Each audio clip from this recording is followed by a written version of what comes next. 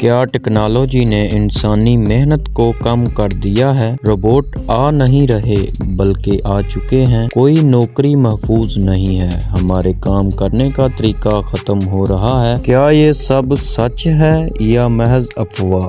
کیا ٹیکنالوجی نے انسانی محنت کو کم کر دیا ہے؟ آئیے جانتے ہیں۔ ملازمتوں پر آٹومیشن اور ٹیکنالوجی کے اثرات کے بارے میں یہ خدشات بڑھ رہے ہیں کیونکہ ٹیکنالوجی روزگار کے منظر نامے کو تبدیل کرنے کی صلاحیت رکھتی ہے۔ اگرچہ یہ سچ ہے کہ نئی ٹیکنالوجی کے نتیجے میں لاکھوں ملازمتیں ختم ہو سکتی ہیں، لیکن یہ بھی سچ ہے کہ اس سے لاکھوں نوکریاں پیدا بھی ہوں گی۔ تاہم یہ واضح نہیں ہے کہ جتنی نوکریاں کم ہوں گی اتنی ہی نوکریاں پیدا ہوں گی۔ روبوٹس، آٹومیشن اور مصنوعی ذہانت یعنی آرٹیفیشل انٹیلیجنس کے بارے میں خدشات ہیں کہ ٹیکنالوجی کی وجہ سے ملازمتوں میں تبدیلی کا امکان ضرور ہے، لیکن وہ ختم نہیں ہوں گی۔ ایک رائے یہ ہے کہ چونکہ انسانی محنت کم ہوگی تو نوکریاں بھی کم ہوں گی، لیکن ان مشینوں کو چلانے والے بھی انسان ہی ہوں گے جو نوکری پر رکھے جائیں گے۔ ٹیکنالوجی کام کا طریقہ کار بدل رہی ہے۔ ٹیکنالوجی ہمارے کام کرنے کے طریقے کو بدل رہی ہے، لیکن اس بارے میں تشویش ہے کہ کتنی ملازمتیں ختم ہوں گی اور کتنی پیدا، اور یہ تبدیلیاں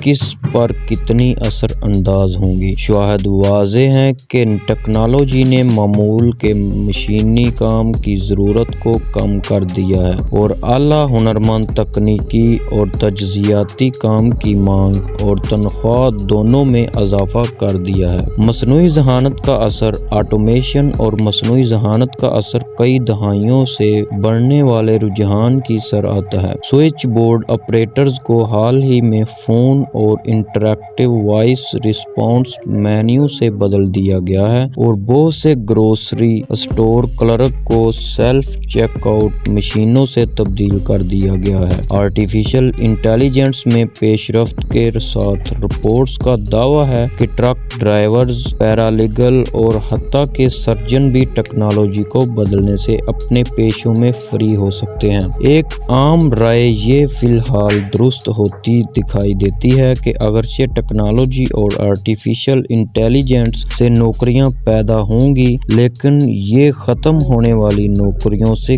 کم تعداد میں ہوں گی۔